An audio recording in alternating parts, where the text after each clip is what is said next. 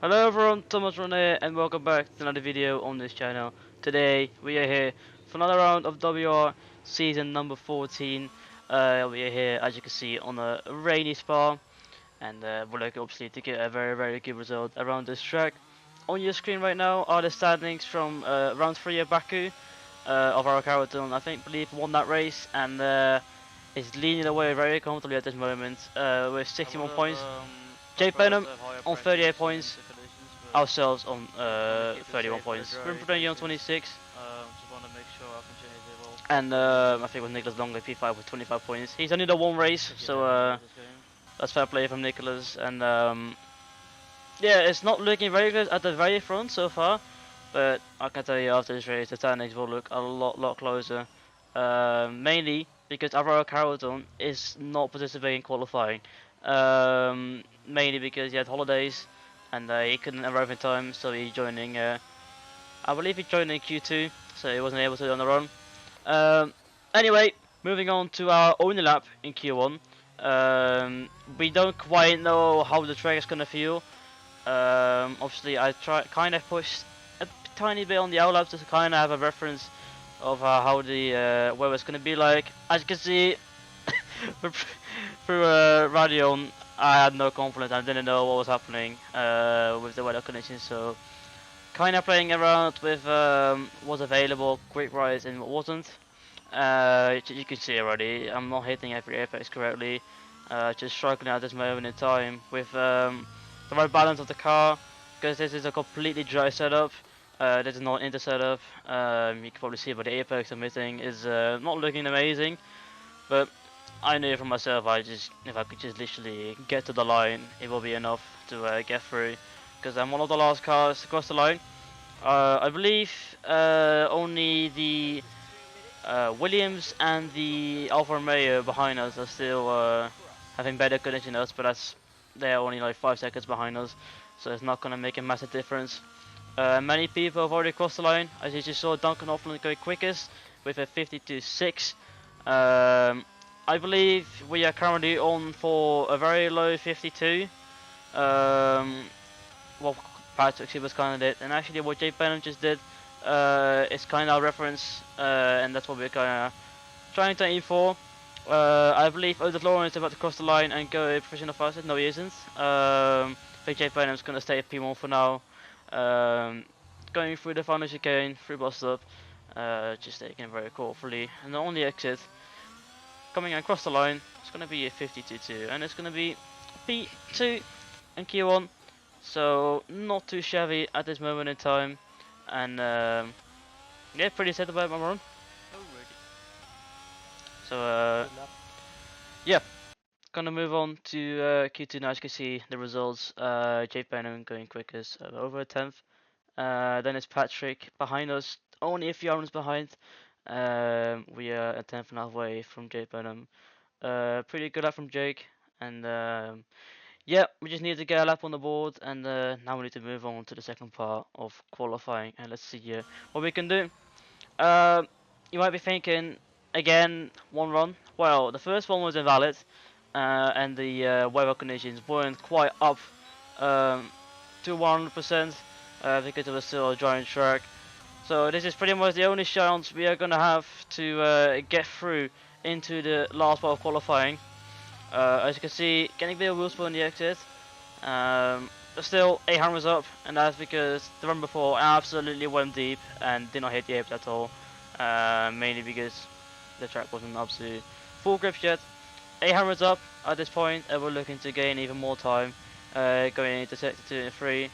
But I also knew for myself that invalidating this lap is going to be P15 for us, and that is not what I want. So as you can see, taking it pretty carefully, but at the same time we kind of need to get a move on, because you don't have to invalidate, but it can still be slow enough to still knock you out of qualifying.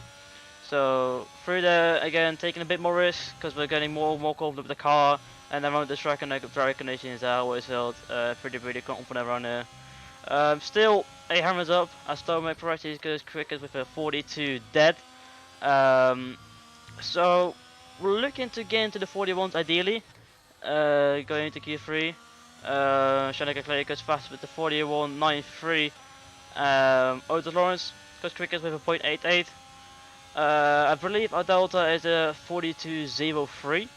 So at this moment in time, we are going to go into the 41s, but only just, which will be enough, obviously, to get through into the last round qualifying.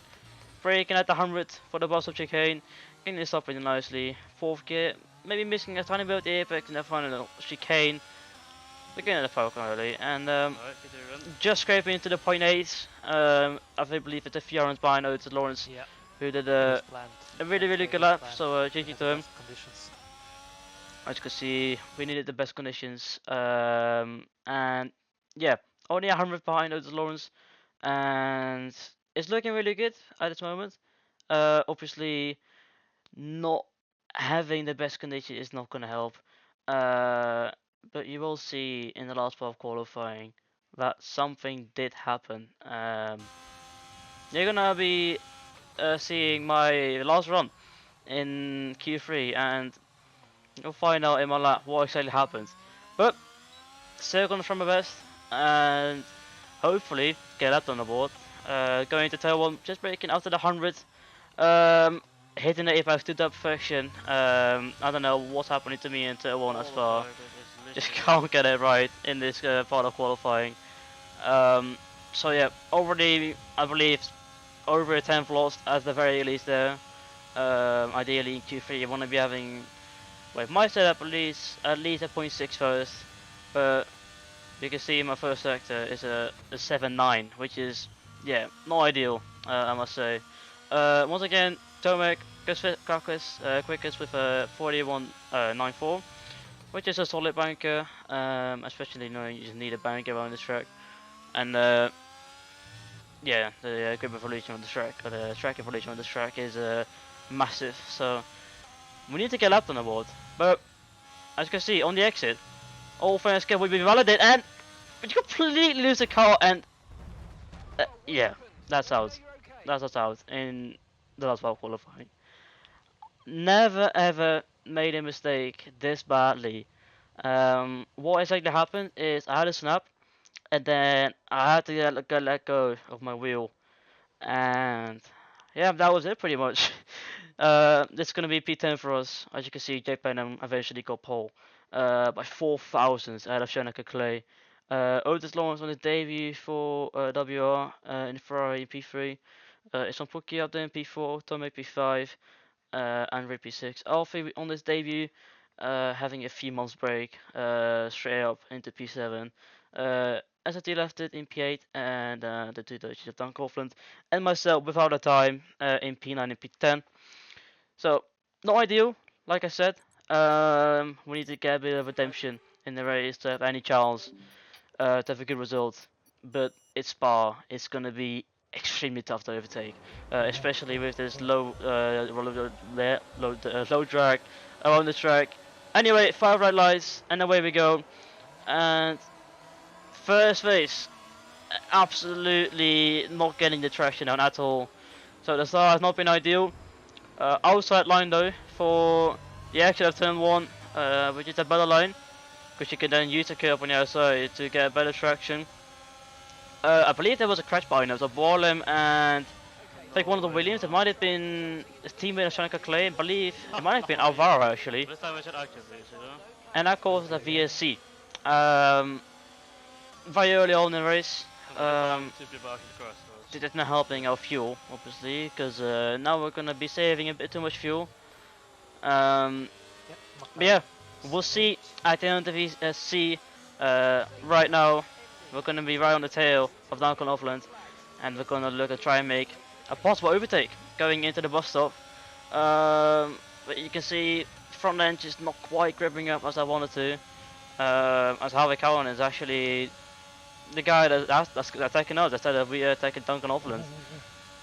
As you can see, I can probably now in quick chat talking and got me a bit distracted, but it's all okay. As we slightly tapped Duncan because I didn't want to get hit from behind because I saw a red arrow. So apologies for that, Duncan. But yeah, moving on. Doing a 2 minutes 6.4. Obviously with the VSC the times are going to be a lot slower. RP Butcher and SD Left going side by side. I'll be still behind him and is looking to make an overtake into the comp. But you can see through here, I tested my sprint speed compared to Duncan, and yeah, you can see it's not looking great. This is gonna be the case for hopefully not too long. But if this is gonna, occur for the rest of the race, then it's gonna be a very long race for us, and big points are gonna be very hard to achieve. But we're gonna keep on pushing though. You can see the train is still very bunched up. I believe at this time it was Isvan leading on the mediums, um, which did help someone, which is Dave Benham. I believe also Otis Lawrence is gonna be trying to take advantage of that and trying to stick in the DRS. And if they have a pace advantage, they could gap a few cars behind. The likes of Tony Ferracci, Andrew Terwirkin, Conor Moore, as a to the left that is, and also us.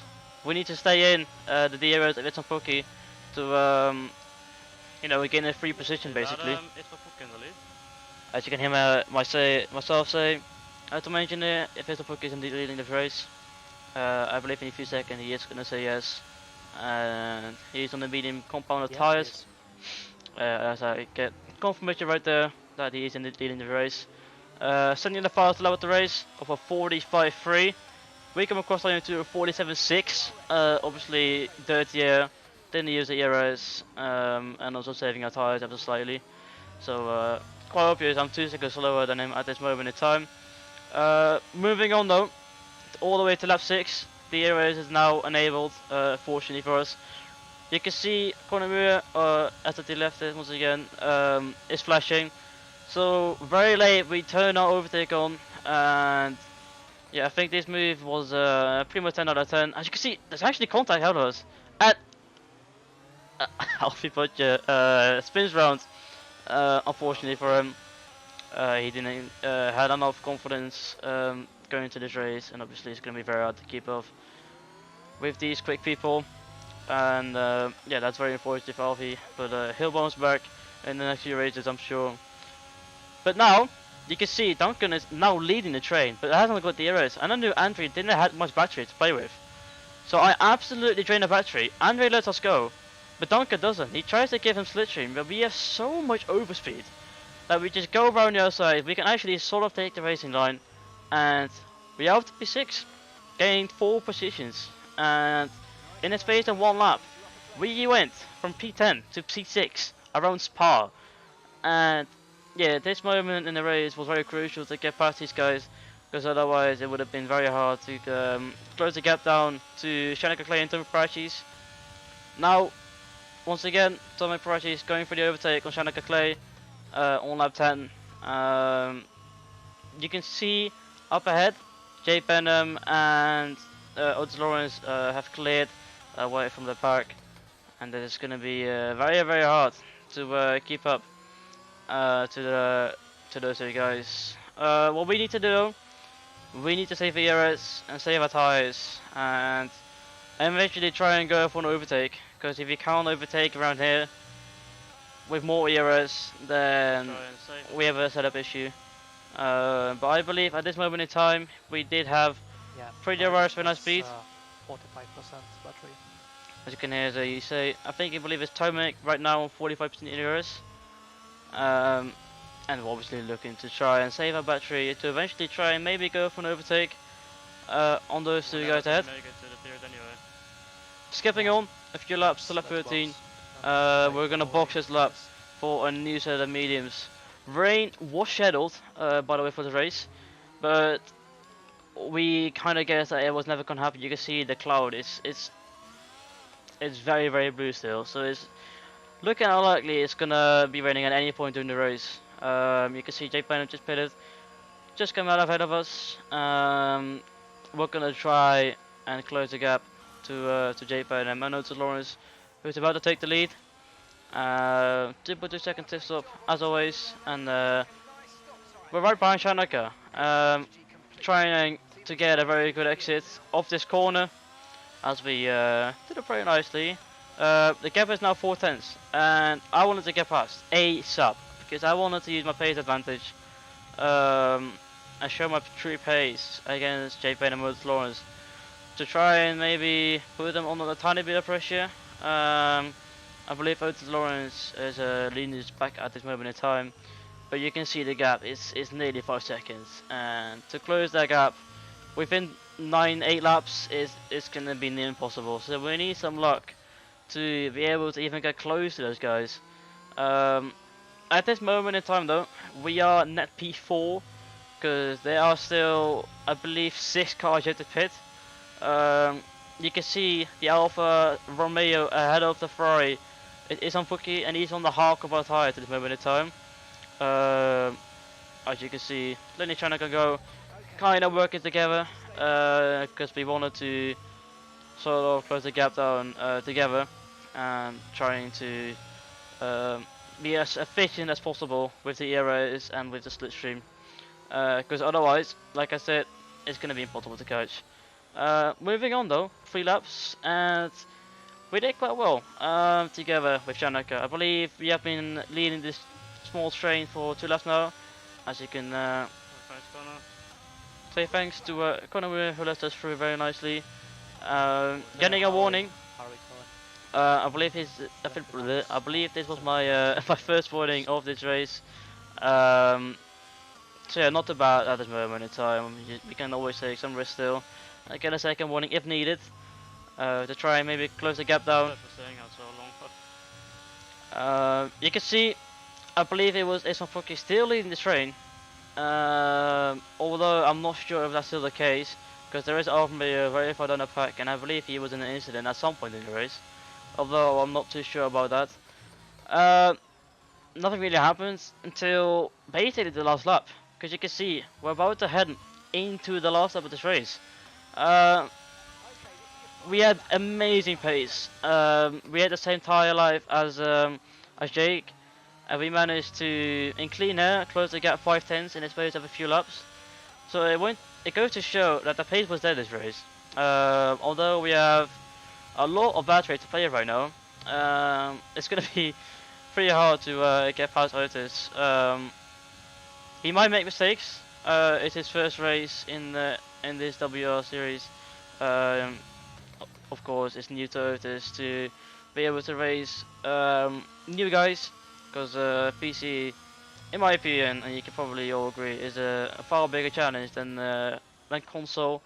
So obviously it's going to be hard for him in his first race, especially around Spa, to be very good and perform under pressure in his very first race.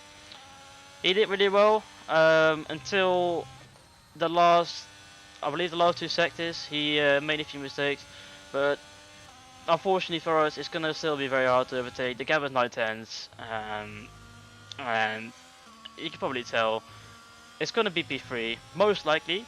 You never know what can happen, obviously, with Otis. But you can see he is, I think now he started flashing, but we only have 43% battery to play with, so we can't close the gap down. Unless he somehow relocks the car into bus stop, we can get past, but I don't think he's gonna make a mistake. So, yep, braking in for the very last time in this race into bus stop, keeping it third, and then 4 for the exit. And it's gonna be P3 today. You can also see in the very last corner it started to rain. But yeah, P3 from P10 on the grid. As you can see, the audio kind of cut out because at this moment in time we're recording ended, unfortunately. But here are the results. J Pedam ahead of voters. We end up P3. Tomic P4, Shanika P5, Android P6, Duncan P7, Daniel P8, Patrick P9, and Harvey Cohen running up the top 10. So, once again, I hope you guys enjoyed. As always, make sure to like and subscribe. Also hope you guys enjoyed the content from today, because there was no WR race happening today because it's a break week. So I hope you still enjoyed the content and have some WR stuff today. But that's it for me. Hope you guys enjoyed once again, and I'll see you guys in the next one. Ciao.